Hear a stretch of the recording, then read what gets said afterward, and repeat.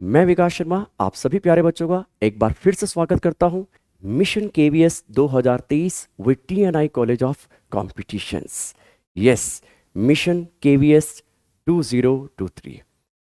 जैसा आप जानते ही हैं बेटा कि हमने इंग्लिश में ग्रामर का टॉपिक स्टार्ट किया है। कल हमने प्रीपोजिशन के इम्पॉर्टेंट क्वेश्चन डिस्कस किया था, कल पार्ट 1 था। आज है बेटा पार्ट 2, और उम्मीद है ये सेशन भी आपके लिए काफ़ी उपयोगी और यूज़फुल होगा, क्योंकि हम कर रहे हैं इम्पॉर्टेंट क्वेश्चंस को डिस्कस। तो बिना टाइम खराब किए करते हैं आज के क्वेश्चंस को discuss. Let's start KVS, mission KVS 2023। तो लेट्स सी आपका फर्स्ट क्वेश्चन। आपका फर्स्ट क्वेश्चन है बेटा, I am not invited this party. अब देखें क्या है इस क्वेश्चन में। इसमें क्वेश्चन में आपसे पूछा गया है प्रीपोजिशन कौन सी आएगी, टू आएगी, एट आएगी, ओन आएगी, इन आएगी। तो ठीक है, तो होना इसमें कुछ भी नहीं है, डिफिकल्टी कुछ भी नहीं है। यहाँ पूछा आई एम नॉट इनवाइटेड, ठीक है, दिस पार्टी।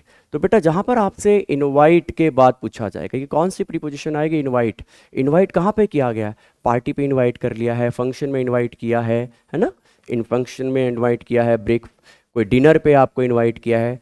तो जब आपको पार्टी, फंक्शन, डिनर आदि में पार्ट इनवाइट करने की बात करेंगे तो इनवाइट अपने साथ प्रीपोजिशन लेता है बेटा टू। याद रखें, इनवाइट के साथ कौन सी प्रीपोजिशन आएगी? इनवाइट के साथ आएगी बेटा आपकी प्रीपोजिशन टू। याद रखना है, इनवाइट आप एट नहीं, ऑन नहीं, इन नहीं, ठीक है। तो इनवाइट के साथ हमारी प्रीपोजिशन आती है बेटा टू। नेक्स्ट क्वेश्चन देखते हैं बेटा बिना टाइम खराब किए। नेक्स्ट क्वेश्चन आप देखें बेटा, question number 2, my company will comply dash all the rules, है ना। अब इसमें भी आपको एक प्रीपोजिशन से इसे फिल करना है। तो अब क्या है इसमें, अब देखें ऑप्शन क्या क्या है हमारे पास। टू है बेटा, आफ्टर है, विद है, बाय है। अब यहाँ पर हमारे पास जो कीवर्ड्स है, जहाँ हमें इस पर फोकस करना है, क्या फोकस करना है कि कौन सी प्रीपोजिशन हमारी आएगी, कौन से वर्ड के साथ वो प्रीपोजिशन फिक्स है। तो बेटा ये जो आपकी प्रीपोजिशन है, जी हाँ, ये जो वर्ड है आपका कंप्लाई, आप इसे अच्छी तरह से नोट कर लें। कंप्लाई, कंप्लाई के साथ कौन सी प्रीपोजिशन आती है बेटा? कंप्लाई के साथ प्रीपोजिशन आती है विद। इसे आप फ्रीज कर लेना बेटा, टेंशन वाली कोई बात नहीं है। बहुत सारे इंपॉर्टेंट क्वेश्चंस हम डिस्कस करेंगे, सीरीज स्टार्ट की है। पार्ट 1 कल था, पार्ट 2 है, फिर पार्ट 3 भी होगा, और भी टॉपिक को हम डिस्कस करेंगे। लेकिन आप लगातार इस सेशन के साथ बने रहें, और मिशन केवीएस 2023 हमने क्लियर करना है। चलिए, तो कंप्लाई के साथ कौन सी प्रीपोजिशन होती है बेटा? कंप्लाई के साथ प्रीपोजिशन होती है विद। अब कंप्लाई विद का मतलब क्या होता है? कंप्लाई विद का मतलब होता है पालन करना। इसका मतलब क्या होता है? फॉलो करना, पालन करना, अनुपालन करना, कंप्लाई विद। होप ये आपको क्वेश्चन समझ में आ गया होगा। अगले क्वेश्चन की तरफ बढ़ते हैं बेटा। Next question, question number 3। क्वेश्चन number 3 which is very very important. इसमें है I am looking forward dash some good news, है ना। चलिए कोई बात नहीं, ये भी क्वेश्चन हम डिस्कस कर लेते हैं। अब इसमें हमारे पास क्या लिखा है? Looking forward. बच्चे यहाँ पर हो जाते हैं हमेशा कंफ्यूज, उनको लगता है कि यहाँ पर हमारी प्रीपोजिशन फॉर बिल्कुल फिट बैठती है, बोलने में भी ऐसा ही लगता था। लेकिन आप इसे याद रखें, लुक फॉरवर्ड, है ना, लुक फॉरवर्ड। लुक फॉरवर्ड के साथ हमारी प्रीपोजिशन जो फिक्स है बेटा वो है टू। लुक फॉरवर्ड के साथ बेटा टू आती है। ऑब्जेक्टेड के साथ अगर आपसे पूछा जाए बेटा, तो ऑब्जेक्टेड के साथ भी टू आती है। ऑब्जेक्टेड के अलावा अडेप्ट पूछे तो अडेप्ट के साथ भी बेटा आपकी टू आती है। एडिक्टेड के साथ और डिवोटेड के साथ बच्चे आपकी आएगी टू, ठीक है। तो लुक फॉरवर्ड के साथ टू, ऑब्जेक्टेड के साथ टू, अडेप्ट के साथ टू, एडिक्टेड के साथ टू। एक चीज और याद रखें जो मैं आपको बताना चाहता हूं, जो कि बहुत इंपॉर्टेंट है। यहां तो मान लो लुक फॉरवर्ड के साथ ना वर्ब नहीं है। अगर लुक फॉरवर्ड के बाद हम टू का यूज करते हैं, जो कि टू ही आएगा बेटा। लुक फॉरवर्ड, यहां लुक फॉरवर्ड के बाद क्या आएगा? टू। याद रखें, अगर इसके बाद कोई वर्ब अगर आएगी ना, तो वो वर्ब आपकी आईएनजी वाली होनी चाहिए। ये यूर याद रखें, जैसे कि I look forward to playing with you. अब यहाँ पर बच्चे कंफ्यूज हो जाते हैं, यहाँ पर उनको लगता है यहाँ पर प्ले V1 होनी चाहिए, तो V1 नहीं आएगी, लुक फॉरवर्ड टू के बाद ING वाली वर्ब आएगी। इस बात को आप अच्छी तरह से याद कर लें, ठीक है। वहां पर हमेशा इस बात को लेके होती है बेटा एक छोटी सी कंफ्यूजन। नेक्स्ट क्वेश्चन की तरफ पढ़ते हैं। नेक्स्ट क्वेश्चन है आपका number 4, my book is different dash yours. अब इसमें देखो क्या है, my book is different. Different के साथ आपको पता है बेटा कौन सी प्रीपोजिशन आती है, यहाँ पर बच्चों को हो जाता है धोखा, तो हमें इस धोखे से ही बचना है।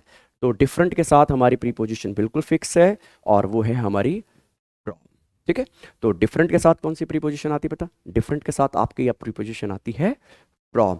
देन नहीं आता, पढ़ने में कभी कभी हमें ऐसा लगता है कि शायद देन होगा, देन नहीं आएगा। डिफरेंट के साथ आपकी प्रीपोजिशन बनेगी बेटा फ्रॉम। डिफरेंट के साथ फ्रॉम आती है बेटा, ये याद कर लेना है, बिल्कुल भी आपको कंफ्यूज नहीं होना है, वहां पर कंफ्यूजन हो जाती है, ठीक है। डिफरेंट के साथ एब्सेंट के साथ भी हमारी फ्रॉम आती है, ठीक है, या एब्सटेन के साथ और प्रिवेंट के साथ भी हमारी बेटा फ्रॉम ही आती है। चलिए नेक्स्ट क्वेश्चन की तरफ डिस्कस करते हैं। उम्मीद है ये क्वेश्चन आपको हो गया है बेटा clear. Next question, question number 5, I am non dash Ram. अब इसमें क्या है बेटा, इसमें आप ध्यान से देखिए, इसमें लिखा है I am non dash Ram. ये कहीं ना कहीं आपको पैसिव फॉर्म दिखाई दे रहा है, तो है भी ये पैसिव वॉइस ही है बेटा। लेकिन याद रखें जब हम नो को पैसिव वॉइस में यूज करते हैं ना, नो को पैसिव वॉइस में यूज करते हैं तो हम बाई का यूज नहीं करते, ये आपको याद रखना है। जब नो वर्ब को हम पैसिव वॉइस में यूज करते हैं तो उसके साथ कभी भी बाई का यूज नहीं होता। लेकिन अब इस कॉन्टेक्स्ट में वापस आते हैं, क्या इसमें कौन सी प्रीपोजिशन लगेगी, तो इसको थोड़ा सा डिस्कस कर लेते हैं बेटा। बी नॉन, यानी कि बी का मतलब है बेटा यहाँ पर कोई भी बी की एक फॉर्म, ठीक है, यह है इजएमआर, वॉजवर एटसेट्रा। इजएमआर हो सकती है बेटा, वॉजवर हो सकती है, बी की कोई भी फॉर्म हो सकती है इजएमआर या वॉजवर। तो बी नॉन टू समबडी, अगर किसी व्यक्ति से आप जानकार होना या परिचित होना बताते हैं तो बी नॉन, तो बी नॉन टू समबडी, किसी व्यक्ति से अगर आप परिचित होने की बात करते हैं बेटा तो आपकी प्रीपोजिशन आती है टू। और बी नॉन फॉर समथिंग भी होता है, समथिंग मतलब किसी चीज के लिए जाना जाना, पहचाना जाना, ठीक है। तो समबडी होगा तो बेटा यहाँ पर टू लगेगा, समथिंग होगा तो फोर, जैसे कि Kashmir is non for apples, ऐसे करके। तो यहाँ पर देखें I am non dash Ram, तो अब हमारी यहाँ प्रीपोजिशन कौन सी बनेगी बेटा, हमारी यहाँ प्रीपोजिशन बनेगी बेटा टू, ठीक है। बाई नहीं आएगा, ये आपको याद रखना है। तो और होता कुछ भी नहीं है इसमें, हमें हल्की फुल्की कंफ्यूजन हो जाती है और कुछ नहीं बेटा। Next question, question number 6, his relative died dash cancer. ये एक ऐसा क्वेश्चन है जो अक्सर आपसे बार बार पूछा जाता है। डाई, अब देखें डाई, डाई का मतलब होता है बेटा मृत्यु होना।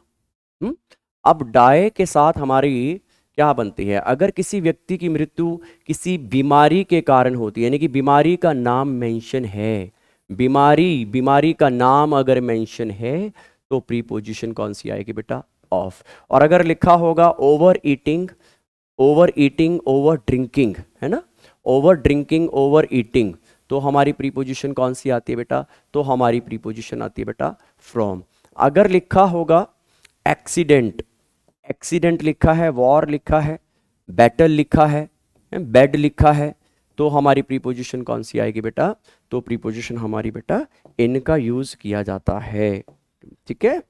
और नोबल कॉज के लिए, अगर कोई देश के लिए शहीद होता है, अच्छे काम के लिए किसी की जान जाती है, नोबल कॉज, जैसे कि सैनिक हमेशा अपने देश के लिए जान देते हैं, तो फिर हमारी प्रीपोजिशन आती है बेटा फोर, ठीक है। तो यहां हमारा क्या है डाई, कारण क्या है कैंसर, तो हमारी प्रीपोजिशन कौन सी बनेगी बेटा, हमारी प्रीपोजिशन बनेगी ऑफ, ठीक है बेटा। होप ये आपको क्लियर हो रहा है। चलिए बिना टाइम खराब किए आगे बढ़ते हैं बेटा। Question number 7, I can't believe how fast he recovered dash cancer. अब यहां पर देखें रिकवर वर्ड यूज किया गया है, रिकवर। अब रिकवर किससे हो रही है, रिकवरी किससे हो रही है, बीमारी से हो रही है ना, किसी भी चीज से रिकवर करना, उभरना, किसी भी चीज से हमें क्या करना है, उभरना है। तो रिकवर का मतलब है यहां पर उभरना, ठीक है। तो कौन सी प्रीपोजिशन आएगी बेटा, फ्रॉम। हाइड के साथ कौन सी प्रीपोजिशन आएगी बेटा, फ्रॉम, ठीक है। और इसके अलावा आपका रिकवर के साथ फ्रॉम, हाइड के साथ फ्रॉम, डिबार के साथ कौन सी प्रीपोजिशन बेटा फिक्स होती है, वो भी आपकी होती है फ्रॉम। आगे बढ़ते हैं, नेक्स्ट क्वेश्चन। याद कर लेने बेटा ये कीवर्ड, ढीला नहीं छोड़ना कि रिकवर होगा तो रिकवर के साथ कौन सी प्रीपोजिशन आएगी, याद आपको इसमें कर लेना है, ठीक है। नेक्स्ट क्वेश्चन, क्वेश्चन नंबर, बढ़ते हैं बेटा 8। क्वेश्चन नंबर 8 भी आ गया आपके सामने। My cousin has gone dash home. अब आप कुछ बच्चों को लगता है टू, तो लेकिन क्राइटेरिया क्या है टू लगाने का, क्या यहां पर टू का यूज किया जाएगा, बिल्कुल भी नहीं। यहां पर बेटा आपका आंसर है नन ऑफ दिस, कोई भी प्रीपोजिशन नहीं आएगी। याद रखें, जब मूवमेंट वाली वर्ब को यूज करते हैं, मूवमेंट वाली वर्ब है जैसे आपकी कम, गो, अराइव, रिटर्न एक्सेट्रा, ये मूवमेंट वाली वर्ब है जहां पर आना जाना दिखाया जाता है, रीच वगैरह। तो याद रखें, अगर यहां सिर्फ होम लिखा है, सिर्फ होम, होम से पहले और कोई दूसरा वो पॉजेसिव केस नहीं है, तो बेटा कोई भी प्रेपोजिशन का यूज नहीं होगा। याद रख लेना इस पॉइंट को। अगर सिर्फ होम लिखा है और होम से पहले कोई भी प्रपोजिशन पॉजेसिव केस नहीं है बच्चे, तो आपकी कोई भी प्रपोजिशन का यूज नहीं किया जाएगा। देखो यहां मोमेंट वाली वर्ब है गॉन, यहां पर सिर्फ होम लिखा है, इसलिए यहां पर हमारी कोई भी प्रीपोजिशन का यूज नहीं किया जाएगा। अब देखिए प्रीपोजिशन आएगी कब, उसको भी थोड़ा समझ लेते हैं बेटा।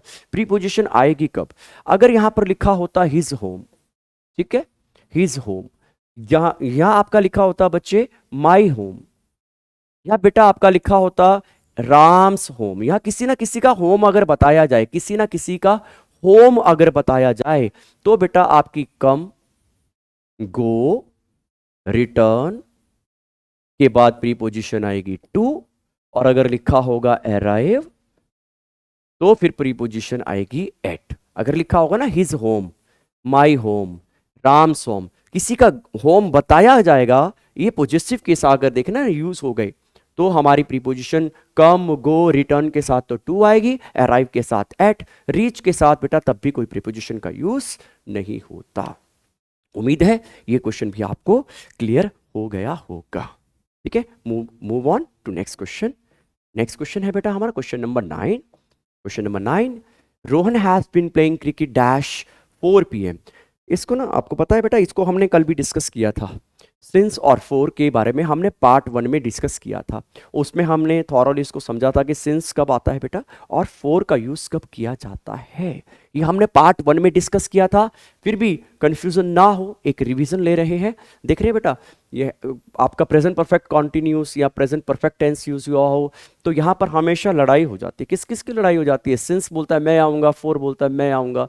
तो अब हमने कल डिस्कस किया था, अगर पॉइंट ऑफ टाइम दिया हो, जिन बच्चों को अगर पार्ट 1 नहीं देखा है बेटा, उसको पार्ट 1 को जाके देख ले। अगर पॉइंट ऑफ टाइम दिया है तो पॉइंट ऑफ टाइम के लिए बेटा हम सिंस का यूज करते हैं, जैसे कि AM, PM, o'clock, yesterday, since last month, कोई फेस्टिवल का नाम है, कोई पर्टिकुलर महीने का नाम दे रखा है, कोई साल को मेंशन कर रखा है, तो हमारा सिंस आएगा। और फोर आता है जब लिखा होता है 2 साल, 4 साल, 5 साल, कई सालों से, ऐसे वाले हमारे टाइम के साथ क्या यूज किया जाता है? फोर। यहाँ हमारे पास particular time, point of time है, इसलिए हमारा आंसर बनेगा बेटा since.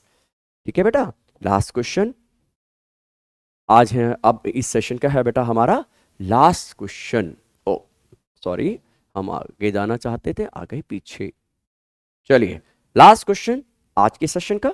He discuss dash the matter with his father. ठीक है, तो हमारे ऑप्शंस क्या है प्रीपोजिशन में? ऑफ आएगा, अबाउट आएगा, ऑन आएगा, या आएगा बेटा बाय।